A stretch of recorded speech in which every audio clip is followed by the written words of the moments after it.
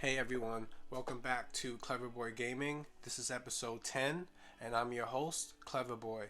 Now today I want to get into an interesting topic, something that I've had my eyes on for a long time.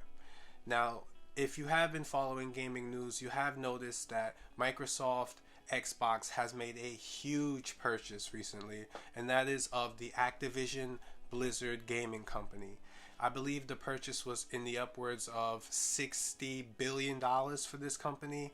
Now, if you're not familiar with that company, Activision Blizzard is responsible for huge gaming franchises such as World of Warcraft, Call of Duty, and big mascots such as Spyro and Crash Bandicoot.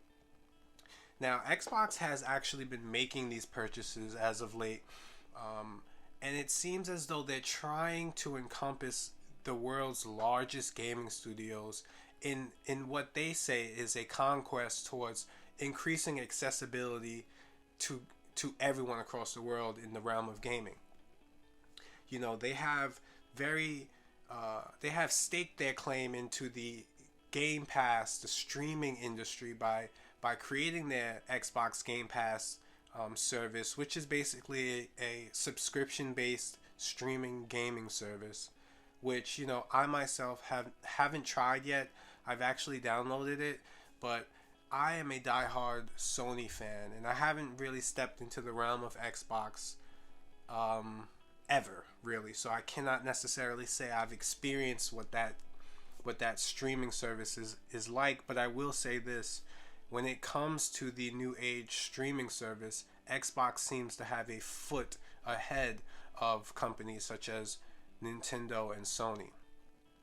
Now, since the purchase, Sony has come out to address this, as well as Microsoft, in regards to what this means for the future, as far as these games coming on other consoles. Now, we do know that there's somewhat of a rivalry, a competition between Sony and Xbox, of course, but they have gone out to address the concerns on whether or not going forward any of these exclusives whether or not they'll be available on other consoles. And Sony and both Microsoft has stated that going forward these games will still be available on the consoles that they are available on today. Now, you take that with a grain of salt because they didn't address future releases, like going forward with the next Call of Duty, going forward with the next Elder Scroll, all of these future big time releases and franchises that are going to be under the Microsoft umbrella. They may come out as timed exclusives or exclusives in general, because we all know Sony has not had an issue with keeping their own big time franchises to themselves. When you look at things like God of War and Uncharted and Horizon and just big time franchises for Sony, the Game of the Year qualifications, these things have always been Sony exclusives, and I don't see that changing.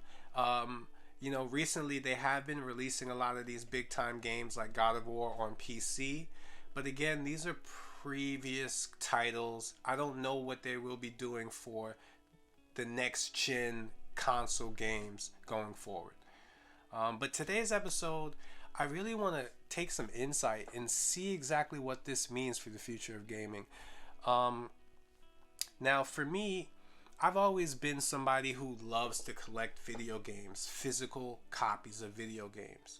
But I must admit, these days, it doesn't seem to be as worth it as it once was. Now, you can call it nostalgia. I mean, you're talking to somebody who has their first ever copy of Metal Gear Solid 2, Devils May Cry 1, Silent Hill 2 for PlayStation 2. I still have these copies, these games. I don't even own the systems anymore, but something about having them just warms my heart.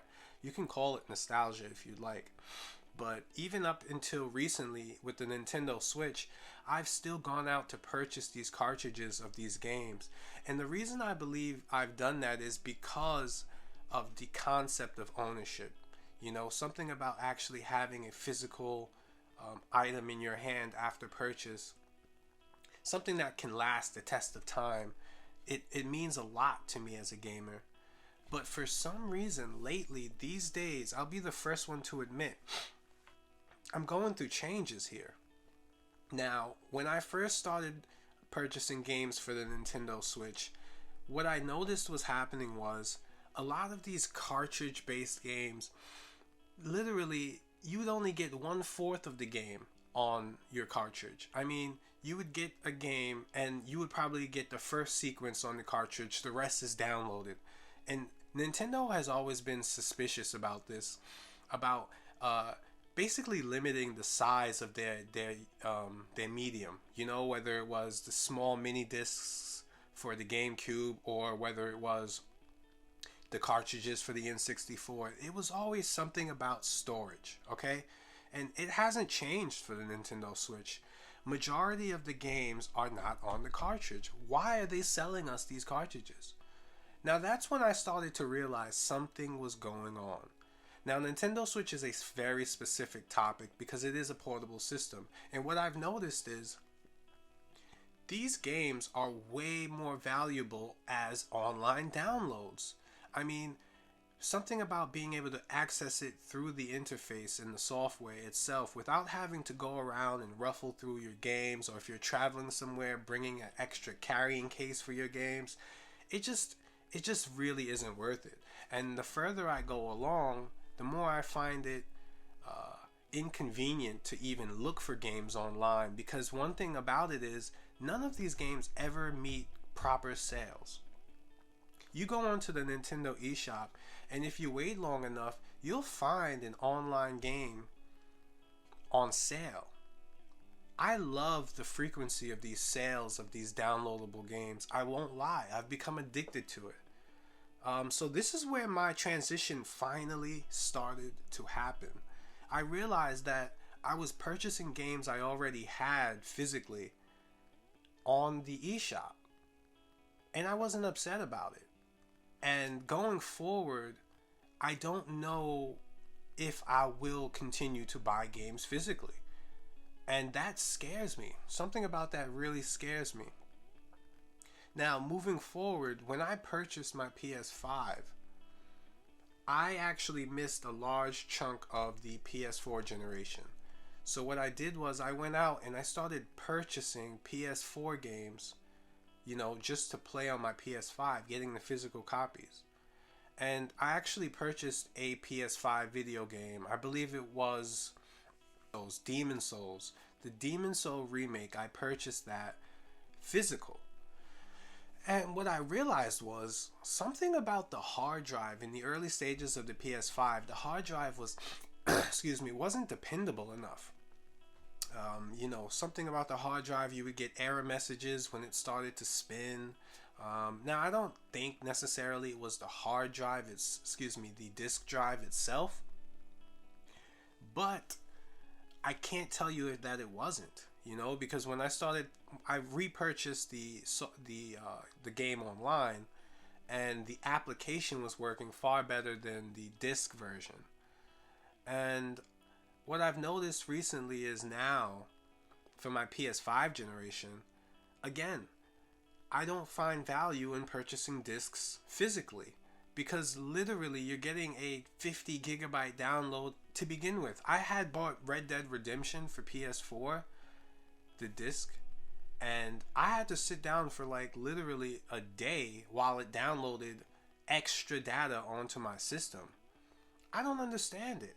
I mean, I think obviously the games are becoming, more and more complex, and people are finding, developers that is, capable of even having everything on the physical media. You know, there's so much data, there's so much updates, live updates, extra content, that is it even practical to even assume that you're gonna get quality games physically these days? And that's where Xbox comes in, because Xbox has a clear agenda. They want to bring games to everyone through their subscription service. And my God, are they doing it? I mean, listen, These guys are up there purchasing the biggest companies all over the place. Now, let's admit, Xbox has been the second brother to Sony. That's just how it is, you know, and a lot of that has to do with the culture behind Sony, the history. And Xbox has finally decided to flaunt their stuff. They went to college, they graduated, they got their degree, now they have all the money. It's time for them to take their approach and do what they do best, and that is using their money. Now, they're making these big purchases, and what that's going to do to me is that's going to bring more assets to the online streaming service, and hopes that I believe Xbox will soon become a figment of the imagination. They'll essentially be in the metaverse. You know, that seems to be the phrase these days. But you won't even need an Xbox. Which, what I mean by that is a console. You won't even need it to play games. I have Game Pass on my cell phone. You know, there's Game Pass soon. Probably Game Pass will be installed into your smart television. You know, you look at Google Stadia and what they had. They were 2 steps ahead, but they just, you know, it's not who does it first, it's who does it best. So Google actually had this idea, and now you're gonna start seeing things, you know, like a Fire Stick is the new console. You know what I'm saying? It's not even about the actual hardware. It's about the software capabilities. And we are getting to that point where software is basically overcoming hardware. Because hardware is just getting smaller. We need processors. You know, you need motherboards. Those are just getting smaller. It's what they do. You know what I'm saying? The software part of it and how it's designed, that's going to get stronger and stronger. You know, to the point where, again, Xbox is going to be in the cloud. And I wonder, will that benefit or will that hinder? Because for me, growing up, I'm used to consoles. Something about consoles, you know, what's the next hardware? That's just as interesting as the power itself. You know, you look at the PS5, people are just in love with the hardware. You know, whereas the Xbox Series took a different approach in a sense where they're just saying, hey, you know, this is nothing big. This is just a slight upgrade to our previous. And basically you can use the same controller. All of that stuff is the same. Every game is backwards compatible. Hey, look, let's subscribe to our Game Pass. You don't even have to purchase video games. You'll get them first day. It's terrifying for me, personally.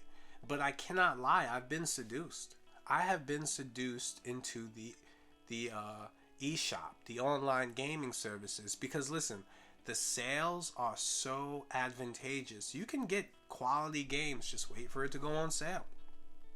You know, storage capacities are becoming a thing of the past. We're finding different ways to expand our storage to the point where, you know, what's the point of even going out to a store? Going out to buy a PS5 is impossible. Imagine if the PS5 just came as an app on your phone. How would you feel? Now, I'm going to see how this goes, just like everyone else. I'm not sure that I'm going to convert to Xbox. I'm being a little stingy. But hey, can you blame me? I'm Sony to the end. I mean, look at this disrespect, you know. You just took Crash Bandicoot, you took Spyro. In my mind, I'm thinking, Spyro game. And now, to my chagrin, we're going to have to get it on Xbox. Now, I want to know what you guys feel and what you guys think about the future of gaming and whether or not you guys are still into collecting video games. I know that the retro gaming scene is going to boom. And honestly, I don't have enough space yet to actually get into that game, but I will. And I'd like to know if you guys have been collecting, what the pricing's been, or what you guys think is coming for the future of gaming. And how do you feel about Xbox making all these big time purchases? Are you a Sony fan? Are you an Xbox, Nintendo? Do you care? Leave a comment in the comment section below, And don't forget to like and subscribe. And stay tuned for our next episode on Cleverboy Gaming.